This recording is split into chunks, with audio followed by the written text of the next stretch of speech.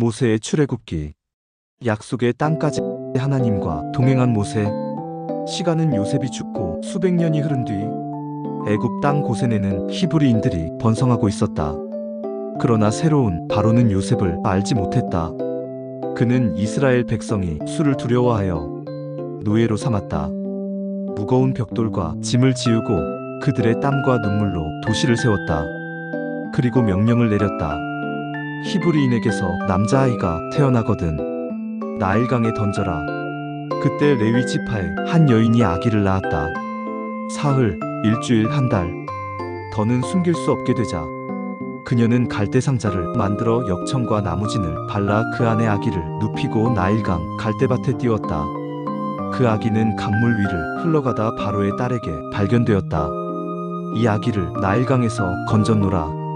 그녀는 그 아이의 이름을 모세라 불렀다. 모세는 왕궁에서 자라며 애굽이 언어와 학문, 전쟁 기술을 배웠다. 그러나 마음 한켠에는 자신의 혈통이 히브리인이라는 사실이 늘 자리 잡고 있었다. 어느 날 그는 노역장에서 히브리 노예를 채찍질하는 애굽인을 보았다. 피가 솟구쳤다. 그는 그 애굽인을 쳐 죽이고 모래에 묻었다. 그러나 그 일은 곧 알려졌고 바로가 그를 죽이려 했다. 모세는 광야로 도망쳤다. 미디안 땅에서 그는 제사장 이드로의 딸 십보라를 만나 가정을 이루었다. 40년 동안 그는 양을 치며 잊힌 사람으로 살았다. 그러나 그 고요한 삶 속에서 하나님은 여전히 그를 준비시키고 계셨다. 어느 날 호렙산 기슭에서 양떼를 돌보던 모세는 이상한 광경을 보았다. 떨기나무에 불이 붙었는데 타지 않았다. 가까이 다가가자 음성이 들려왔다. 모세야, 모세야. 그는 두려워하며 대답했다. 내가 여기 있나이다. 이곳은 거룩한 땅이니 내 발에 신을 벗으라. 나는 내 조상의 하나님, 아브라함의 하나님, 이삭의 하나님, 야곱의 하나님이니라. 하나님은 모세에게 명령하셨다. 내 백성이 애굽에서 고통당하는 것을 내가 보았다. 이제 너를 바로에게 보내리니 너는 내 백성을 이끌어내라. 그러나 80세의 모세는 3번이나 거절했다. 내가 누구이기에 바로에게 가며 이스라엘을 이끌겠습니까? 그들이 나를 믿지 않으면 어찌합니까?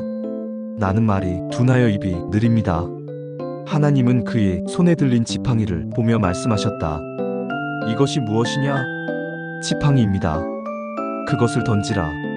지팡이는 뱀이 되었고 다시 잡자 지팡이가 되었다. 하나님은 덧붙이셨다.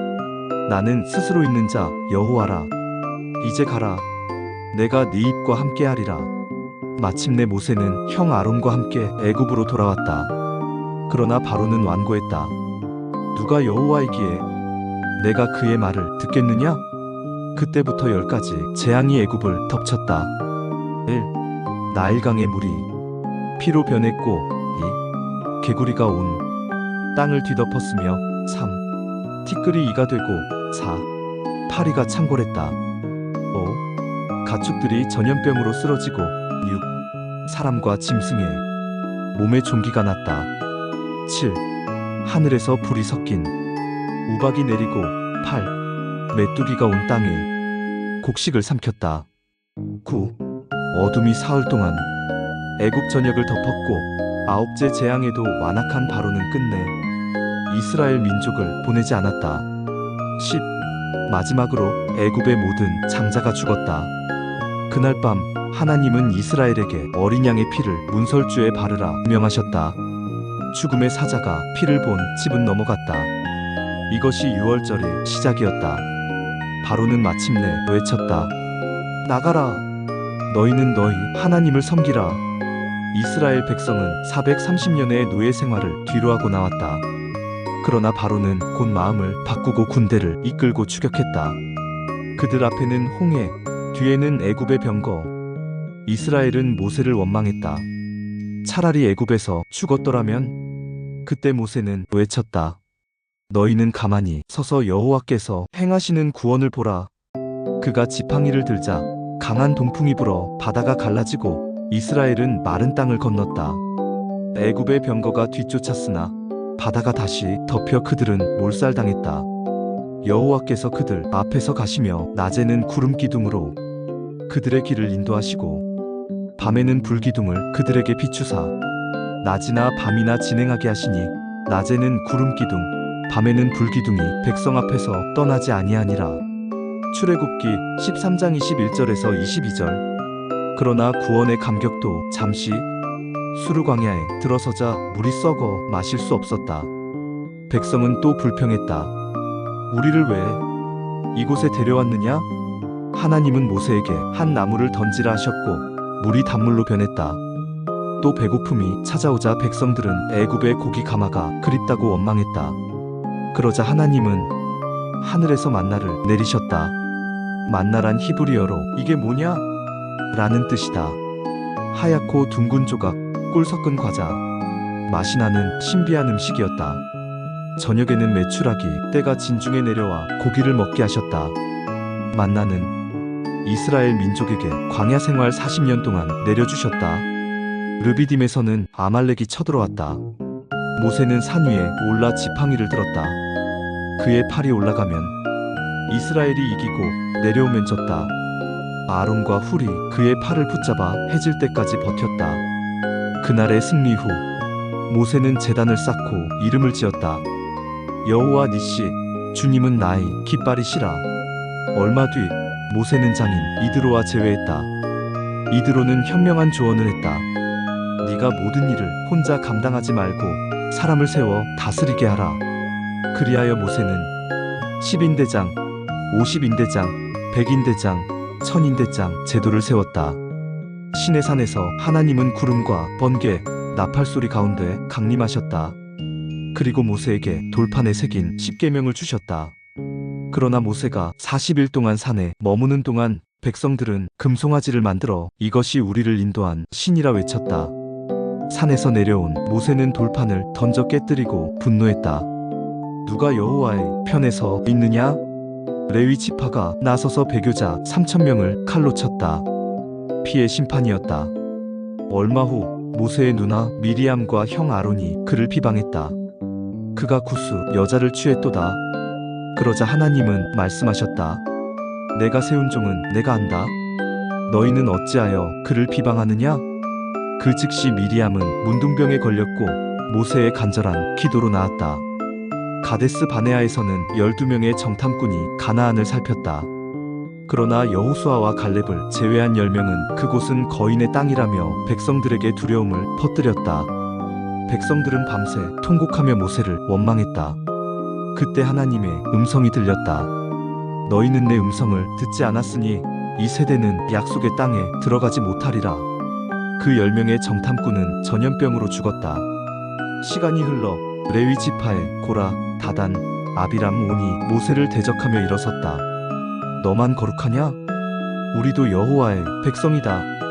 하나님은 땅을 갈라 그들과 그들이 장막을 삼키셨고 불이 나와 250명의 제사장을 태워버렸다. 백성들은 두려움에 떨었다. 다시 물이 없어 불평이 일어났을 때 하나님은 바위에게 명령하라고 하셨다. 그러나 모세는 분노하여 지팡이로 바위를 2번 쳤다. 물은 솟아났으나 하나님은 말씀하셨다.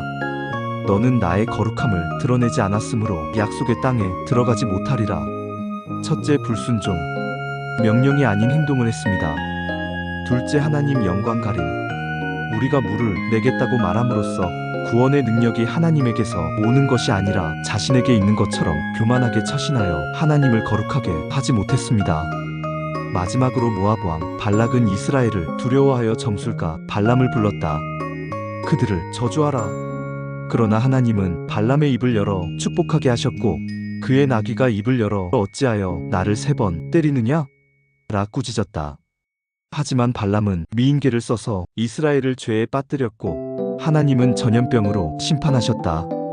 세월이 흘러 모세는 느보산 꼭대기에 올라 약속의 땅 가나안을 바라보았다. 그는 들어가지는 못했지만 하나님과 함께한 인생의 후회가 없었다. 주여, 주의 손으로 행하신 일을 보게 하소서. 그가 눈을 감았을 때 하나님은 친히 그의 시체를 묻으셨다. 이스라엘이 위대한 지도자 모세. 그는 노예의 자손으로 태어나 왕자의 길을 걸었고 다시 광야의 목자로 살았다. 그러나 그의 인생을 관통한 한 가지는 하나님은 신실하시다. 그 믿음 하나였다.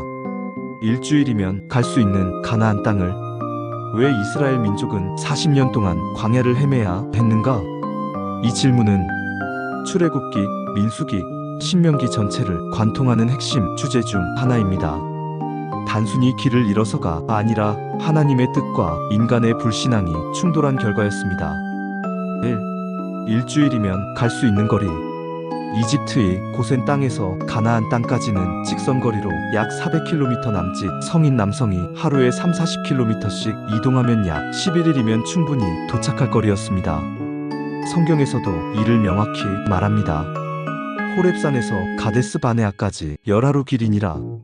신명기 1장 2절. 그런데 이 열하루 길이 여정이 40년의 광야 방황으로 바뀝니다.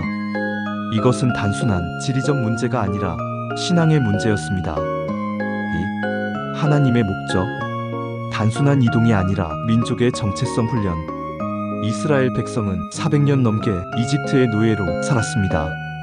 그들의 몸은 해방되었지만 마음은 여전히 노예 상태였습니다. 하나님은 단순히 노예 해방을 넘어서 그들을 하나님의 백성으로 세우길 원하셨습니다. 그래서 하나님은 광야를 영적 훈련장으로 사용하셨습니다. 율법을 주시고 성막을 세워 하나님과의 관계를 가르치시며 하루하루 만나로 의존하게 하시며 믿음 없는 노예의 민족을 믿음으로 사는 백성으로 바꾸시려 한 것이었죠. 3. 결정적인 불신앙. 가데스 바네아의 정탐 사건. 이스라엘 백성이 광야를 떠나 가나안 남쪽 국경인 가데스 바네아에 도착했을 때 하나님은 모세에게 12명의 정탐꾼을 보내게 하십니다. 그중 여호수아와 갈렙은 이렇게 보고합니다. 우리가 곧 올라가서 그 땅을 취하자. 능히 이기리라. 하지만 나머지 10명의 정탐꾼은 두려움에 떨며 이렇게 말했습니다. 그들은 장대한 자손, 거인족이며 우리는 메뚜기 같다. 이 보고에 이스라엘 백성은 절망하며 통곡했습니다. 차라리 애굽에서 죽었더라면 좋았을 것을. 우리를 이끌어 이 땅에서 죽게 하려고 데려왔느냐? 그들의 불평과 불신앙은 하나님이 진노를 일으켰습니다. 4. 하나님의 심판. 불신 세대의 광야 40년. 그때 하나님은 이렇게 말씀하셨습니다. 너희가 나를 시험한 그날 수 40일의 하루를 1년으로 갚으리니 너희는 40년 동안 광야에서 방황할 것이다. 민수기 14장 34절. 즉 정탐한 40일이 불신앙의 상징적 기간이 되어 1일당 1년으로 계산되어 40년의 광야 방황으로 정해진 것입니다. 그 결과 출애굽 세대 즉 20세 이상으로 출애굽한 불신 세대는 모두 광야에서 죽고 여호수아와 갈렙 두 사람만이 약속의 땅에 들어갔습니다. 5. 광야의 40년. 단죄이자 새로운 세대의 훈련.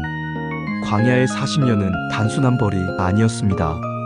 하나님은 그 기간 동안 다음 세대를 준비시키셨습니다. 만나로 40년간 먹이시며 사람이 떡으로만 사는 것이 아님을 가르치시고 물 없는 곳에서 물을 내시며 하나님만이 생명의 근원임을 보여주시며 율법과 성막을 통해 하나님과 동행하는 법을 가르치셨습니다. 이 40년은 노예 근성이 사라지고 하나님의 나라 백성이 만들어지는 시간이었습니다. 6. 영적 의미. 믿음 없는 세대는 약속의 땅에 들어갈 수 없다. 이스라엘의 40년은 단순한 역사적 사건이 아니라 오늘 우리 신앙의 거울입니다. 믿음이 없으면 약속의 성취를 보지 못합니다. 순종 없는 자유는 결국 방황으로 끝납니다. 하나님은 목적 없이 시간을 낭비하게 하지 않으십니다. 광야는 고통의 장소이지만 동시에 하나님을 배우는 학교였습니다. 결론.